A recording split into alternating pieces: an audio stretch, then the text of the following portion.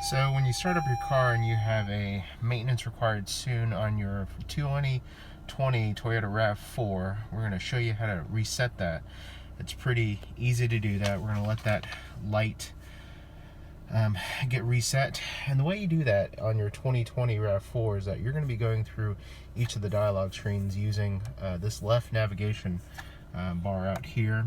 So if you notice from the bottom over here, you're going to have multiple options. So we're going to scroll through and use the right button on here, and we are going to go to the settings gear that you see right here, and we're going to scroll all the way down over to vehicle settings. That's just, we're going to hold the OK button until it moves to the next screen, and then we're going to go to scheduled maintenance.